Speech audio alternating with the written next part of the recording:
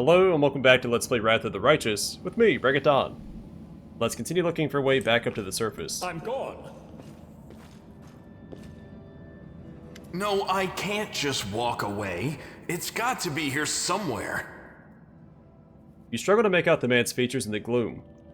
As soon as he steps into the circle of light, however, you realize that you've never encountered a creature like this before. The stranger looks like the work of a vivisectionist who attempted to stitch together a lizard and a man. Wenduag! The man notices you and freezes. The curling horn protruding from his head casts a malevolent shadow on the cave wall. Lan, did you find it? Who is that? The woman looks just as strange as her companion, like a cross between a cat and a spider. When she catches sight of you, she immediately drops into a fighting stance. Her movements reveal the lethal grace of a wild predator. Technically, two wild predators. The do-gooders here to save our mongrel souls, no doubt. Wait. They might know what's going on up there. Lan stops her with a gesture. Demons are laying waste to Kenabres. If things are as bad as you say, then we all have to hurry. Lan's expression hardens. You didn't come from the direction of the shield maze. Damn it. I couldn't care less about what's happening on the surface, but the maze. Wenduag looks you over, considering something. I realize that you guys have your own troubles, but we need to be in Kenabres. People are dying up there. Please, show us the way out. Who are you? Tieflings? Tieflings are the descendants of people who sullied themselves by mating with demons. Our ancestors would never sink that low. We are the underground crusaders, the children of the Crusade's finest. Yeah, the Crusade's finest. Wenduag's face twists scornfully. Sadly, underground crusaders is a bit of a mouthful, so people usually just call us mongrels.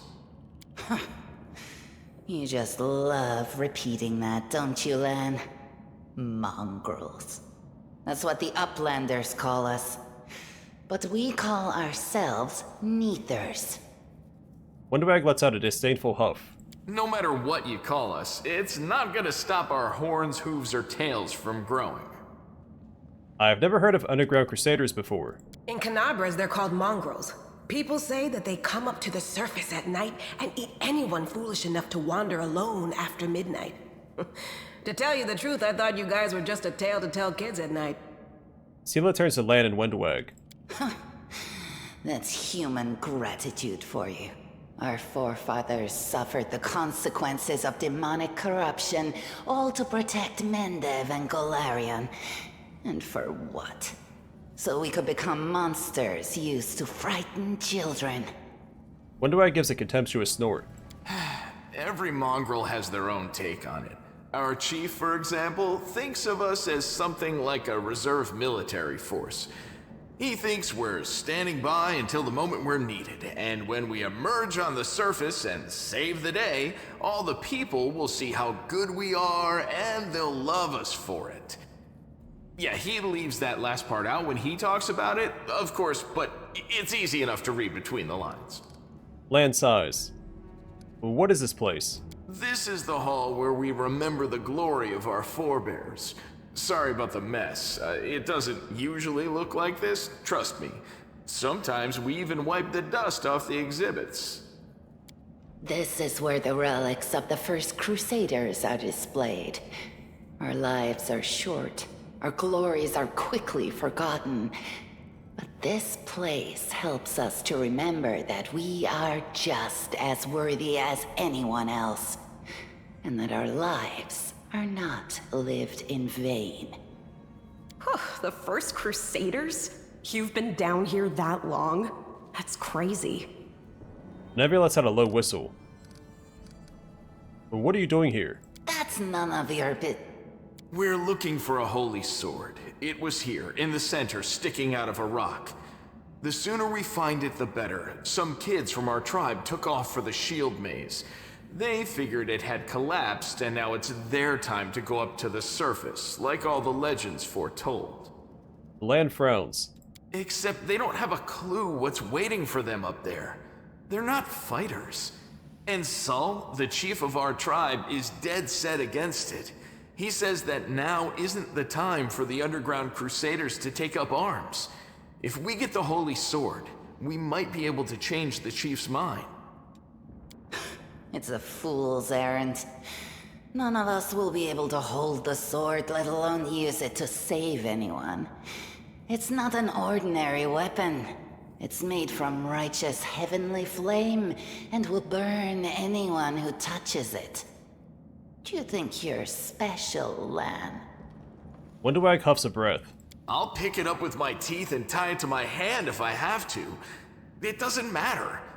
An angel's sword and a troop of stalwart mongrels will be able to work a minor miracle. Speaking of which, you're still here, Wendu, which means that deep down, you know it's possible. He chuckles. Wenduag shrugs and turns away. Maze. Does it really lead to the surface? Yes. There are other ways up, but they are far from here, and after the earthquakes, there's a good chance they've collapsed. But the maze... There's a legend among our people that when the walls of the maze fall, that will be a signal for us, the underground crusaders, that the time has come to go up to the surface and fight the demons in the final confrontation. Until then, the people say the maze is shielding us from taking rash actions. I'm the only one in our whole tribe to have been in the maze. And even I don't know if it's true. But the further I went in the maze, the fresher the air became. That means that it really must lead to the surface. Wenduag snorts. When the ceiling and walls started shaking, the young ones in our tribe lost their heads. They figured the maze was going to collapse, so it was time to go up to the surface. They grabbed whatever weapons were on hand and ran off toward the maze. They think the maze is no longer a danger to them. They've been listening to Wenduag too much. His eyes are filled with genuine concern. Don't try to blame this on me. Yes, I told them that our people are capable of making our way through the maze. In the future. But I always told them to wait until I had made a map of all the maze's dangers. I warned them 100 times. But it was no use. My words just went in one ear and out the other. You hear a hint of emotion in Wenduag's voice for the first time. A sort of holy flame. How did it wind up down here? It came here with its owner. A long time ago. 50,000 gongs to be precise. 70 years ago, in Uplander time. 50,000 gongs ago, our forebears found a dead angel here, along with the bodies of his comrades. The tribe gave them a dignified burial, and they were laid to rest with their weapons. But the flaming angelic sword was stuck in a rock, and no one was able to pull it out. It burned to the touch, like real fire. So the rock was placed over the angel's grave.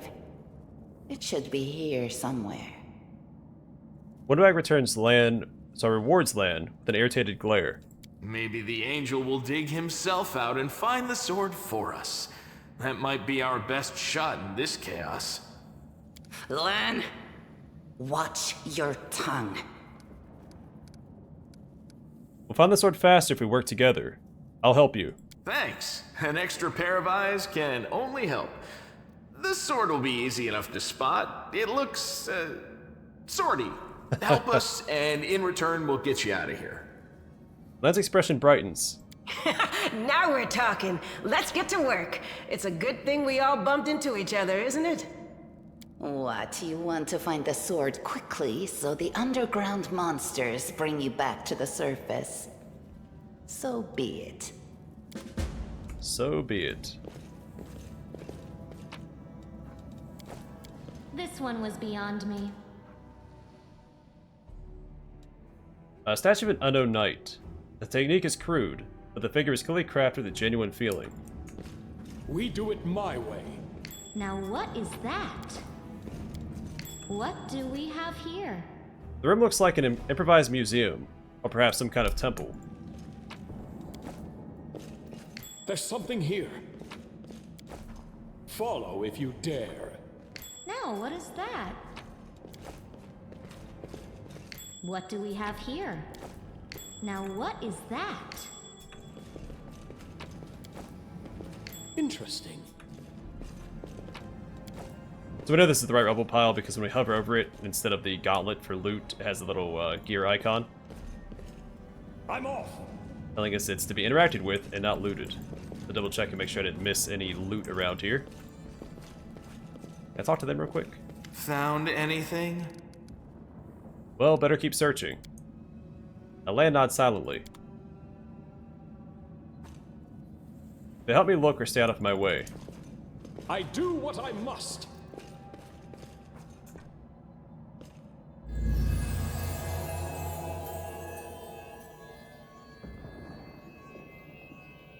He's right. It does look swordy. A strange flash pierces the gloom, and Donald feels drops of searing blood run down his chest. The wound healed by Tarandulev reopens and weeps scarlet, but there is no pain or weakness.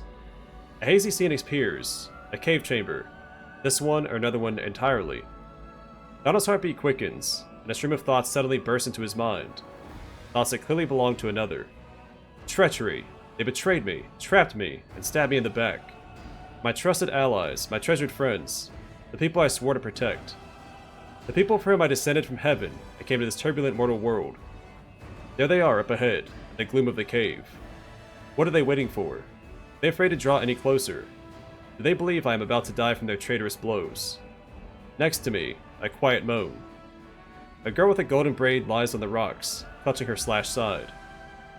She refused to join with the traitors and pay dearly for it. I could have tried to run, but I will not. Whilst I still have strength, I must. But recognizing the foreign origins of these thoughts, Donald intuits that he can control them somehow. Let's try to... Always protect those that need it first, and then smite your enemies. I heal the wounded girl.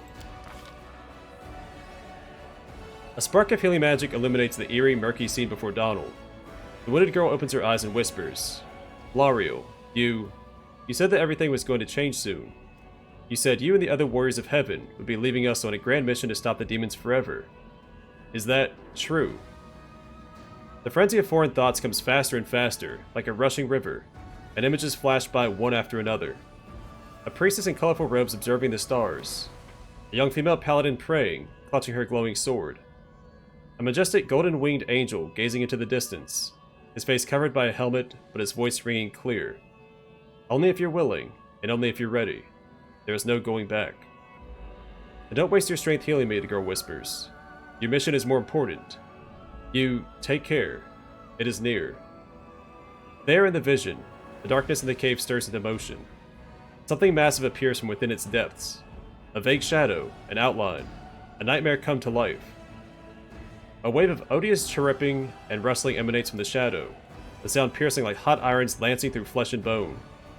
The traitors fall to their knees before the shadow in reverent ecstasy, and the wounded girl thrashes in her death throes. The yawning chest wound burns white hot. Donald's head pounds with pain, and it is no longer clear whose pain it is. The person called Lariel who sent this vision, or the one unlucky enough to receive it.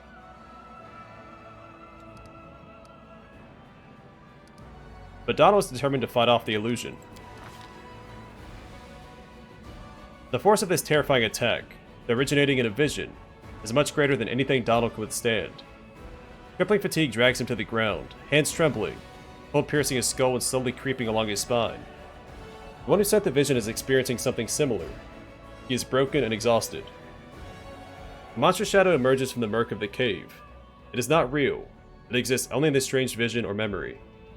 But the thrill of fear it provokes is more than real. The shadow's features starkly resemble those of Discari, the terrifying demon lord. In a movement as swift as thought itself, the monster's hand is wrapped around the throat of the one they call Lario. The foolish angel struggling on the rocks, like a fly with its wings torn off, intones the shadow. Its voice changes as it moves, shifting from a quiet whispering to a sonorous shout, becoming young, then old and quavering. Where is your goddess, Angel? Where is her self-assured herald? How is it that you are dying here alone, so far from the light of your heaven? A strange calm envelops the thoughts of the one called Lario. He recognizes who stands before him, and he knows he will never bow down before this enemy. The flaming sword flares to life in his hand, bright, pure, flickering with multicolored sparks like a sunbeam through stained glass. Slash. The blade slices through the demonic creature's flesh, and the monster recoils with a howl, releasing his grip on Lario's throat. The angel falls back heavily on the rocks. His vitality is ebbing, but his pride remains undiminished. He grips the sword, and with his last burst of strength, plunges it into the rock. Donald senses that the vision is fading, the rush of thoughts diminishing, like a river running dry. The last thing he hears is this: "You will kill me, monster. This I know. But one day, someone will come here and raise up my sword. They will raise it up and save and protect the innocent." The vision disappears, vanishing in a burst of colors. Donald does not hear the final words, but he seems to complete the thought, taking it to heart. The words fly from his lips, and with them, something else. The heat blazing in Donald's chest fades away. The edges of the scarlet wound close, leaving not even a scar behind. Looking down, Donald sees the flaming sword in his hand, or rather its outline, the memory of what the sword looked like. With a final surge of warm and soothing light, the sword vanishes. The light is drawn into his hand. Donald senses that it will return. All he need do is call it.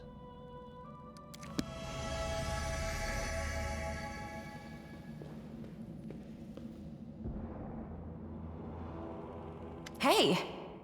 Are you alright? You were kinda glowing just now.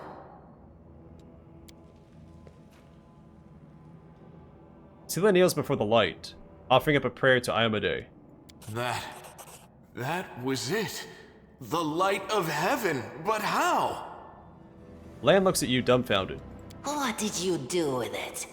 Where did it go? Wenduag frowns. You saw it too. The traitors, the dying girl. It's only us here. Your group, you, me, Wendu, and the light of heaven that sort of got, sucked into you. Any chance you can whip it out again? We do kinda need it. Come on, Lan, it's the first date. Now Lan looks around. Sorry, I crack jokes when I get nervous, and when I'm upset, and when I'm happy. Anyway, what I said, it came out wrong. We need to bring you to Chief Sull. You can show everyone the light of heaven, we'll rally the tribe and go into the maze, and we'll get back our kin. Lan rubs his chin anxiously. And what if he can't make it happen a second time? What then? The tribe will just say we're crazy and turn its back on us. I think I saw the memories of Lario, the angel who died here. Lario? That really was Lario? The angel from the legends. The ancestors even got his name right on the gravestone. The chief will be thrilled. You. Thousands of gongs and no one's been able to touch it, and now you, an ordinary creature of flesh and blood no different to us, get the sword and start talking about visions. Wenduag watches you with suspicion. Now, Wenduag, don't be a sore loser. He is clearly different from us. The sword appeared before him, along with the angel's name and all that other stuff. Because he doesn't carry our mongrel taint. Heaven doesn't give a damn how special we are. We're born with evil inside us. Heaven doesn't need to know any more than that. Lan nods toward you. I know you're willing to tear anyone apart to uphold our people's honor, but you and Sull, you just refuse to face the truth. We are the way we are because our ancestors' bodies were corrupted by the Abyss. It does the same thing to plants and animals. There's nothing heroic or special about it. It doesn't make us better, and it doesn't make us worthier. Reveal the light of heaven. It seems I can control it. That is just Wow, I mean, that's amazing. Heaven has truly blessed you. This power is the most majestic thing I've ever seen in all my life. Is this what the sun is like, Lan? Wenduag stares at the divine light as if transfixed.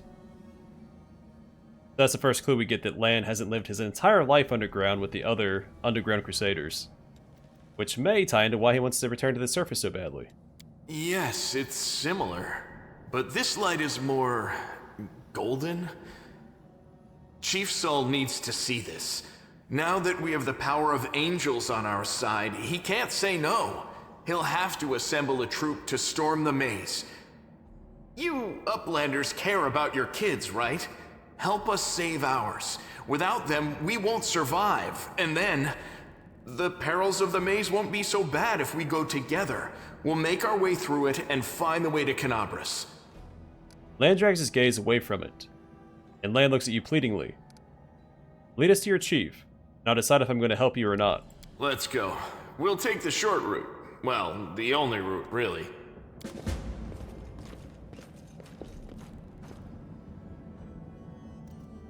Alright, 2 more companions. We also have protection from evil. We got, I think that's because I chose to protect the innocent. Take a look at our 2 companions real quick. Alright, so Lan is a Zen archer, at least for now. Some monks seek to become one with another weapon entirely, the bow. The Zen archer takes a weapon most other monks eschew, and seeks perfection in the pull of a taut bowstring, the flex of a bow's limbs, and the flight of an arrow fired true. Sorry about that, had to throw in an edit. So he has the hunter background. Hunter adds lore nature and perception to the list of her class skills. She also becomes proficient with short bows and long bows. His first feat is combat reflexes. You may make a number of additional attacks of opportunity per round equal to your dexterity bonus. With this feat, you may also make attacks of opportunity while flat-footed. And he worships Iomade, just like my main character in Sela. He has improved unarmed strike. You're considered to be armed even when unarmed. You can make unarmed attacks that deal 1d3 bludgeoning damage if medium, 1d2 if small. AC bonus. While unarmored and unencumbered, the monk adds his wisdom bonus, if any, to his armor class and CMD. In addition, a monk gains a +1 bonus to armor class and CMD at 4th level. This bonus increases by 1 for every 4 monk levels thereafter, up to a maximum of +5 at 20th level. These bonuses to armor class apply even against touch attacks or when the monk is flat-footed. He loses these bonuses when he is immobilized or helpless, when he wears any armor, when he carries a shield, or when he carries a medium or heavy load.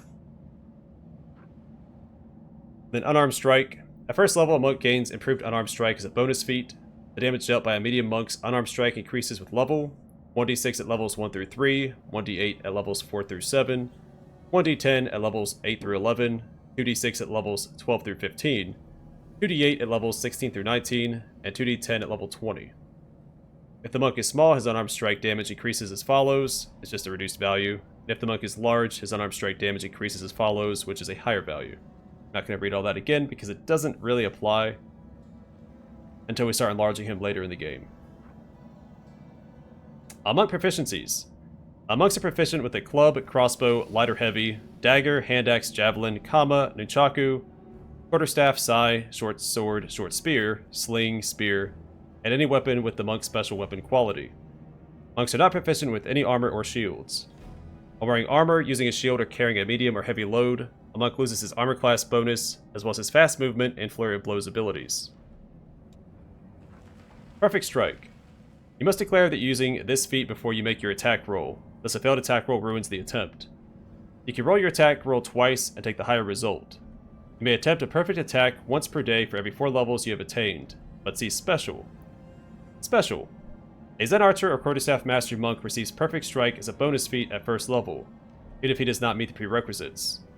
A monk may attempt a Perfect Strike attack a number of times per day equal to his monk level, plus 1 more time per day for every 4 levels he has in classes other than monk. Point Blank Shot. You get a +1 bonus on attack and damage rolls with ranged weapons at ranges up to 30 feet. Zen Archer Weapon Proficiency. Zen archers are proficient with longbows, shortbows, composite longbows, and composite shortbows, in addition to their normal weapon proficiencies. And Flurry of Blows, the bread and butter of the monk class. Starting at first level, a Zen archer can make a Flurry of Blows as a full attack action, but only when using a bow, even though it is a ranged weapon. He may not make a Flurry of Blows with his unarmed attacks or any other weapons. A Zen archer does not apply his strength bonus on damage rolls made with Flurry of Blows unless he's using a composite bow with a strength rating, which is 99% of the bows you find in the game. A Zen archer's Flurry of Blows otherwise functions as normal for a monk of his level. A Zen archer cannot use rapid shot or mini shot when making a Flurry of Blows with his bow. So basically you can't stack all these multi-attack feats with the Flurry of Blows. Wenduag. Also a hunter, we've read that.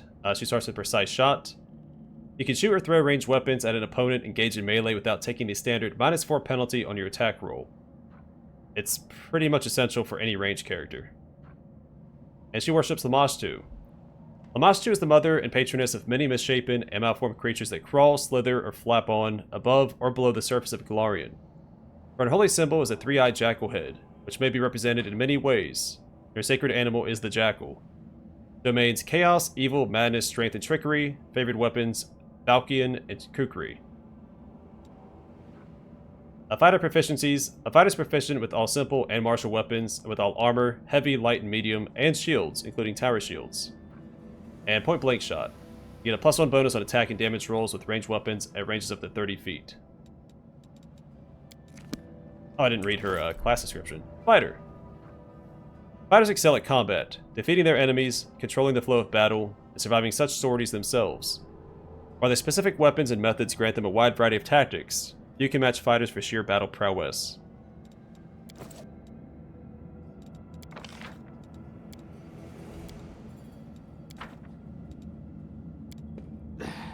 Forget it.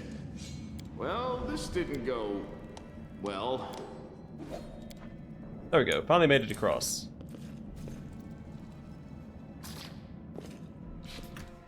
I will help where I can. Well, It's time to act! They will break against our resolve. so this is how it feels. The Inheritor, guide my blade! for me.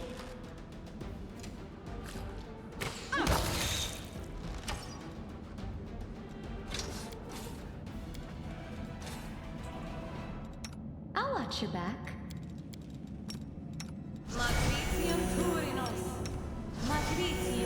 I touched up her health a little bit.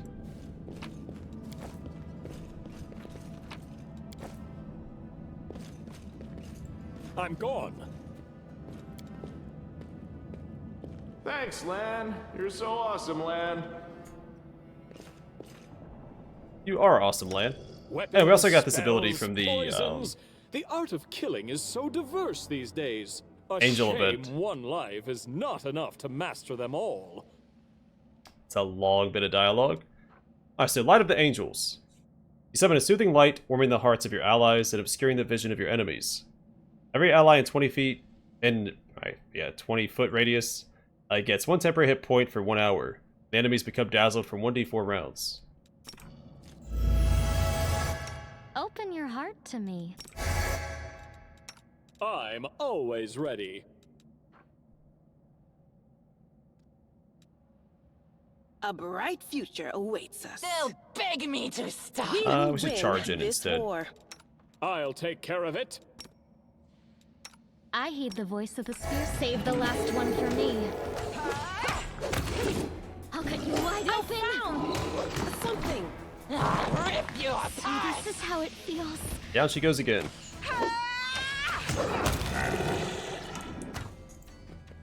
Not a lot we can do about that this early on. Hey, but a wand of Cure Light Wounds. We do it my way.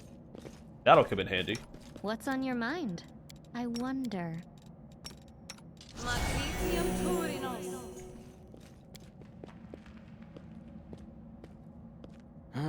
Forget it.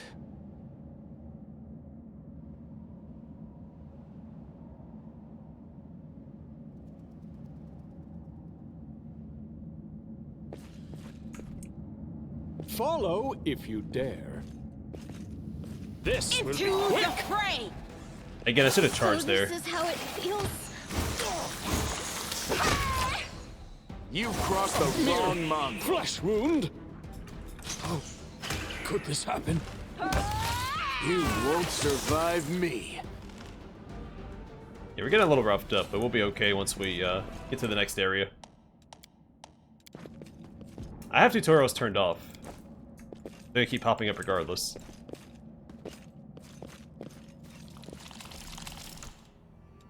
I am never Well? wrong. Together we stand. Alright, we can seal up ahead so she can take for us. Ideally. Thank you. Yeah. Keep them back until they all engage on Sela. Let's get to this side. You can manipulate the enemy AI a little bit. Endure this. The spirits demand your Typically, when they're blood. engaged with one of your companions, they don't disengage because they risk an attack of opportunity if they do.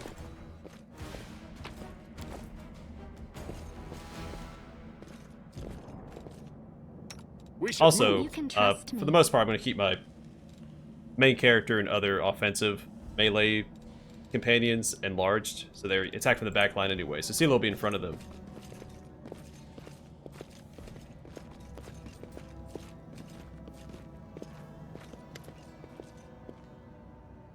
Wenduag glances at Lan, who's fisting his slipped bowstring, and quickly walks over to you.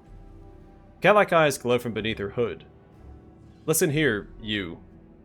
I don't know who you are or where you come from, but you and I are the only two people here who see things clearly. That's why I'm asking you.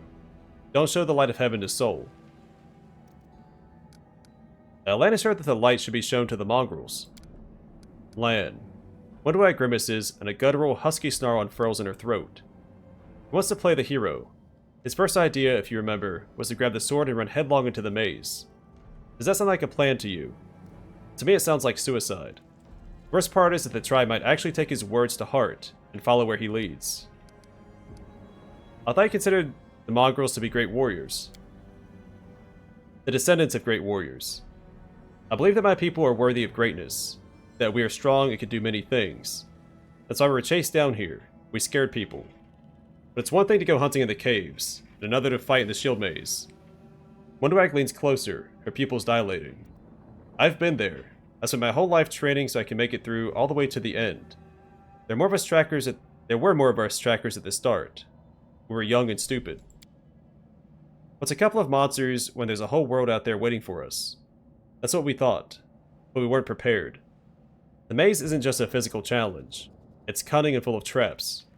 It's dark as the primordial night. If you close your eyes and listen, you hear whispers right behind you, and soft singing in the distance that seems to rise and fall with the beating of your heart. Wenduag looks away. I had to learn from my friend's mistakes. I had to step over the bodies and go further. I don't want to have to do that again. And it will happen again if a crowd of ill-prepared fighters burst into the maze with no idea where they're going. All because Lan believes that a glowing sword will solve all our problems.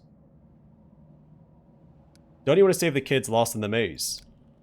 I do want to. I'm not going to risk the future of the tribe for the sake of a few stupid kids. Chief Soul is hesitant, and for good reason.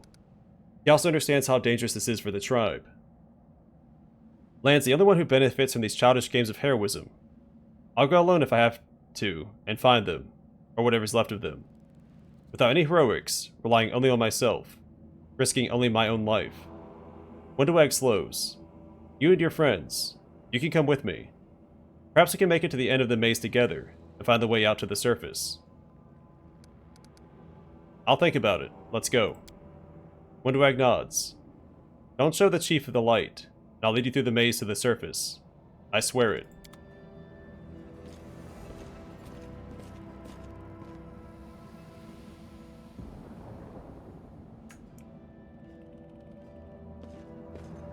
Also, important distinction to make note of. Neutral evil, lawful neutral. So both neutral in their own ways. One's a bit more selfish than the other. I'm off. Alright, to Neathholm.